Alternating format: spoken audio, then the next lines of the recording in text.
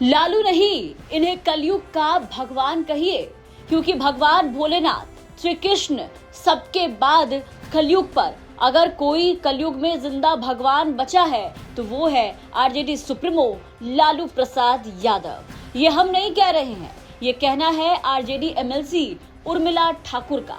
उर्मिला ठाकुर का ये बयान सोशल मीडिया पर काफी ज्यादा वायरल है, जहां वो आरजेडी सुप्रीमो लालू प्रसाद यादव, जो कि उनके नेता हैं, उन्हें कलयुग का भगवान कहती हुई नजर आ रही हैं। उनकी तुलना भगवान शंकर से कर रही हैं। इस धरती पर बहुत सारे वीर पैदा लिया, लेकिन महावीर का स्थान कोई नहीं ले पाया। बहुत सारे जो है पुरुष पैदा लिए ब्रह्मचर्य व्रत का पालन करने वाले, लेकिन भीष्म पितामह का स्थान कोई नहीं ले पाया। बहुत सारे राजनीतिक भी पैदा ले लिया, लेकिन कृष्ण का स्थान कोई नहीं पैदा ले कोई स्थान नहीं ले पाया। बहुत सारे पुरुष भी पैदा लिए मर्यादा, लेकिन मर्यादा पुरुषोत्तम राम का स्थान कोई नहीं ले पाया। बहुत सारे निर्गुण ब्रह्म के उपासक पैदा लिए, लेकिन कबीर का स्थान कोई नहीं ले पाया। उसी प्रकार से बहुत सारे एमएलए, एमपी, मंत्री, प्रधानमंत्री, राष्ट्रपति, राज्यपाल सब पैदा ले लिया, लेकिन बाबू लालू प्रसाद का स्थान न कोई लिया है न लेने वाला है।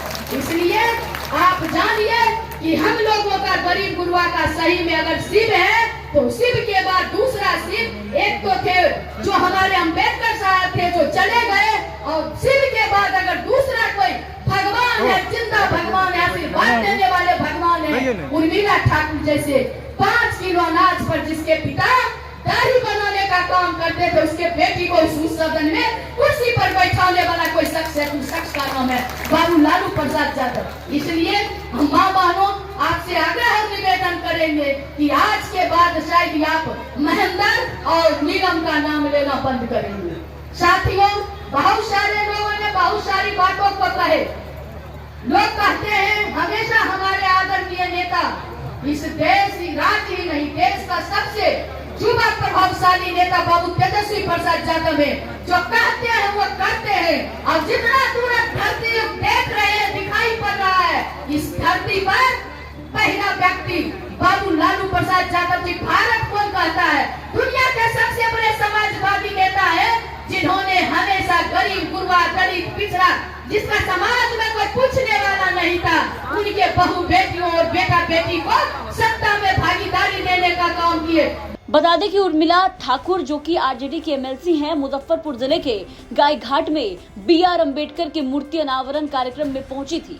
इसी दौरान उन्होंने ये विवादित बयान दिया, जिसको लेकर के बवाल मच गया। आरजेडी एमएलसी ने भगवान शिव की तरह लालू प्रसाद को भगवान बता दिया और लोगों से भी कहा कि वो कलयुग में जिंदा भगवान का अवतार है। भगवान शिव थे, दूसरा कलयुग में जिंदा भगवान कोई है तो वो है लालू प्रसाद यादव।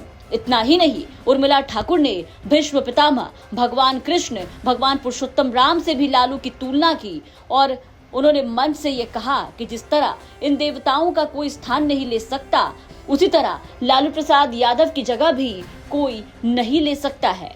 उर्मिला ठाकुर का ये बयान बवाल मचा रहा है। बता दें कि उर्मिला ठाकुर ने लालू यादव को सामाजिक न्याय का प्रतीक बताते हुए ये तमाम बातें कही है। दलित और वंचितों की आवाज को बुलंद करने का श्रेय लालू प्रसाद यादव को दिया और फिर उन्हें इतिहास पुरुष भी बताया है। इस कार्यक्रम में आरजेडी के कई नेता, विधायक और स्थानीय जनप्रतिनिधि मौजूद थे, लेकिन एमएलसी के इस बयान पर किसी ने मंच से विरोध नहीं किया, जिससे साफ है कि पार्टी स्तर पर भी इस बयान को लेकर के सहमति बनी हुई है। अब देखना होगा कि आरजेडी इस बयान से किनारा करती है या इसे पार्टी लाइन का हिस्सा मानती है। बता दें कि बिहार विधानसभा चुनाव से पहले बयानबाजियों का दौर खूब तेज है।